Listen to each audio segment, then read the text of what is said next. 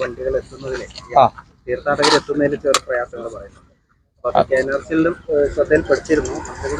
തീർച്ചയായിട്ടും അത് പരിശോധിക്കാം, എന്താണ് ചെയ്യേണ്ടതെന്നുള്ള ഇടപെടാം, ബന്ധപ്പെട്ട അധികാരികളുമായി സംസാരിച്ച് പരിഹരിച്ച് മുന്നോട്ട് പോകാം. പൊതുവേ ഇതിൻ്റെ പ്രവർത്തികൾ നടക്കുന്ന അതാത് സമയത്ത് വരുന്ന വിഷയങ്ങളെ മനസ്സിലാക്കി ഞങ്ങളെല്ലാവരും ഒരു ടീമായി നിന്നാണ് ഇടപെട്ട് വരുന്നത്.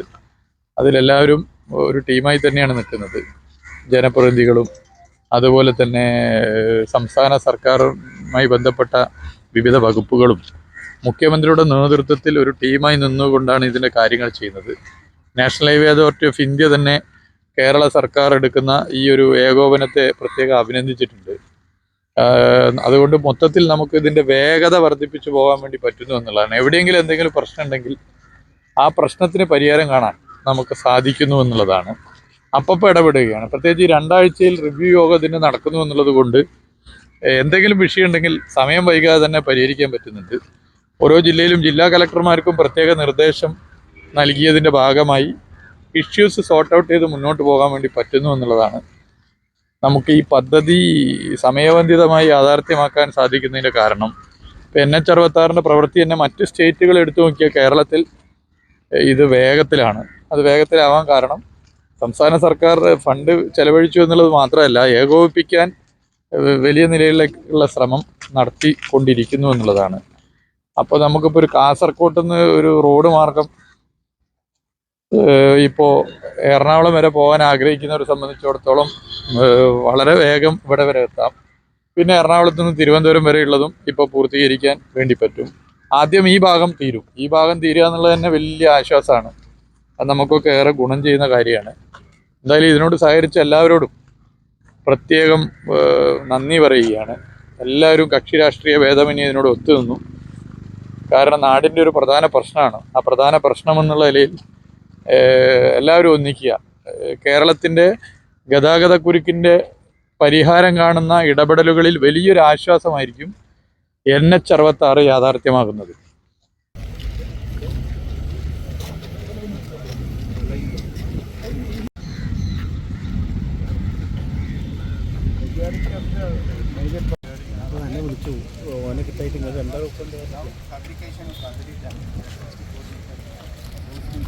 അതെ, ഇതിൻ്റെ പ്രവൃത്തി ഒരു മനസ്സൊരു ശരീരം പോലെ നാഷണൽ ഹൈവേ അതോറിറ്റി ഓഫ് ഇന്ത്യയും സംസ്ഥാന സർക്കാർ PWDയും റിവ്യൂ നടത്തി മുന്നോട്ട് പോകുന്നുണ്ട്. വളരെ നല്ല നിലയിലാണ് national highway authority of India, അതിൻ്റെ കരാറുകാർ, ബന്ധപ്പെട്ട ഉദ്യോഗസ്ഥർ കാര്യങ്ങൾ ചെയ്യുന്നത്. ഇവിടെ ജില്ലാ ഭരണകൂടവും ഇതിൽ ഇടപെടൽ നടത്തുന്നുണ്ട്. ഞങ്ങളെല്ലാ 2 ആഴ്ചയിലും ഇതിൻ്റെ റിവ്യൂ നടത്തിക്കൊണ്ടിരിക്കുന്നുണ്ട്.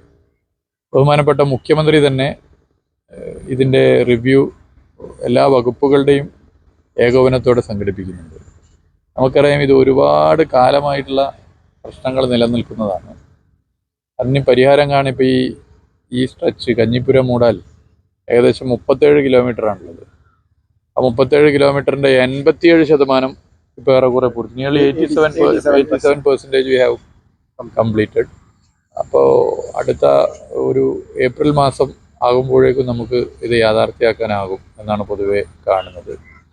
വേനലവധി തുടങ്ങുന്ന ഘട്ടമാകുമ്പോഴേക്കും നമുക്കിത് പൂർത്തീകരിക്കാൻ സാധിക്കുന്ന നില വരും. വലിയ മാറ്റം ഉണ്ടാകും. മലപ്പുറം ജില്ലയിൽ 2 സ്ട്രെച്ചാണുള്ളത്.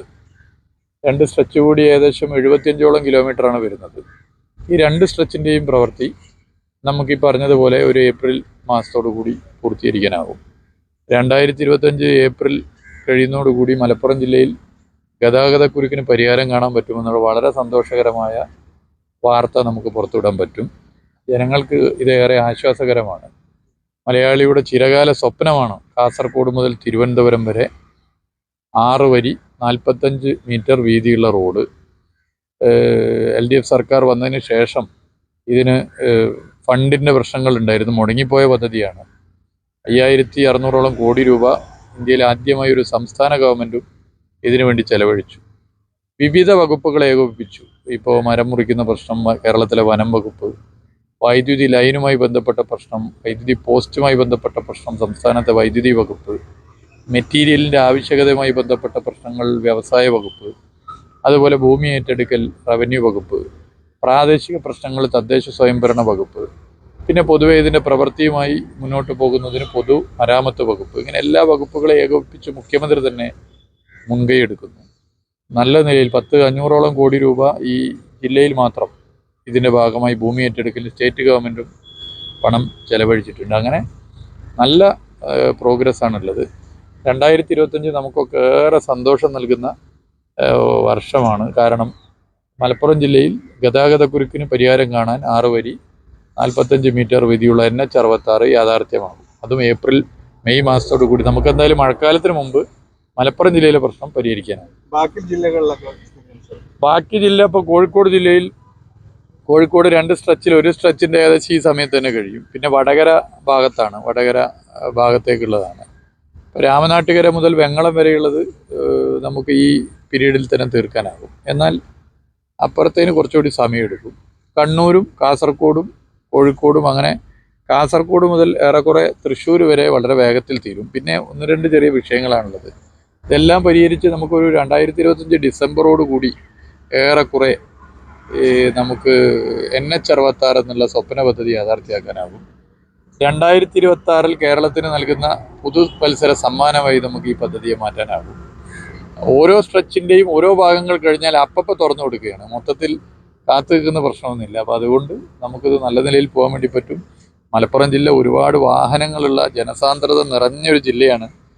ആ ജില്ലയെ സംബന്ധിച്ചിടത്തോളം ആശ്വാസമാണ് ഈ പദ്ധതി എന്ന് മാത്രമല്ല, സമീപ ജില്ലകളിൽ നിന്നും വരുന്ന ദീർഘദൂര യാത്രക്കാർക്കും വലിയ ആശ്വാസമായി പദ്ധതി മാറും.